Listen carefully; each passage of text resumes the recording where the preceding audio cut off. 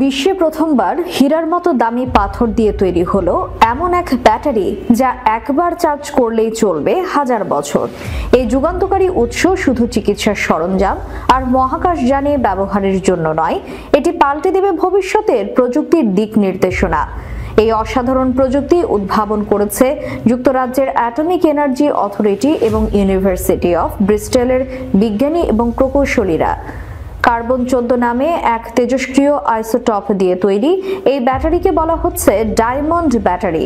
এটি সৌর প্যানেলের মতো কাজ করে, তবে আলোর পরিবর্তে কার্বন 14 এর ক্ষয় থেকে পাওয়া ইলেকট্রনকে বিদ্যুতে রূপান্তরিত করে। আরও মজার বিষয় হলো, এটি শুধু দীর্ঘস্থায়ী নয়, অত্যন্ত নিরাপদ।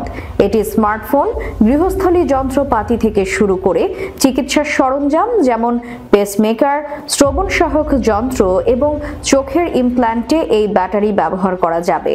রোগীদের জন্য এটি হবে একটি বিশাল সুবিধা, কারণ একবার ব্যাটারি লাগানোর পর আর বদলানোর প্রয়োজনই হবে না। মহাকাশ গবেষণার জন্য এটি হতে পারে একটি গুরুত্বপূর্ণ আবিষ্কার।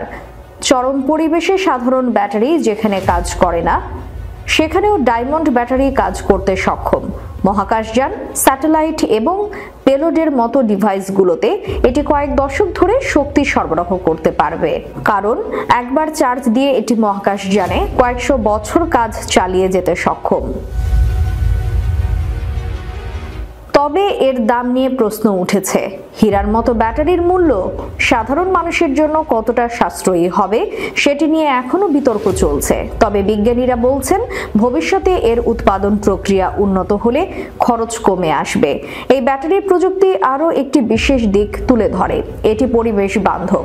তেজস্ক্রিয় আইসোটপ হলেও কার্বন 14 এর ক্ষুদ্র পরিমাণ কৃত্রিম হীরার সুরক্ষিতভাবে স্থাপন করা হয়, তাই এটি ব্যবহারে কোনো ঝুঁকি নেই। গবেষকদের মতে এই ব্যাটারি শুধু শক্তি খাতে নয়, প্রযুক্তির অন্যান্য ক্ষেত্রেও বৈপ্লবিক পরিবর্তন আনবে। এটি এমন এক সম্ভাবনার দ্বার উন্মোচন করেছে যা ভবিষ্যতের অনেক জটিল সমস্যার সমাধান দেবে।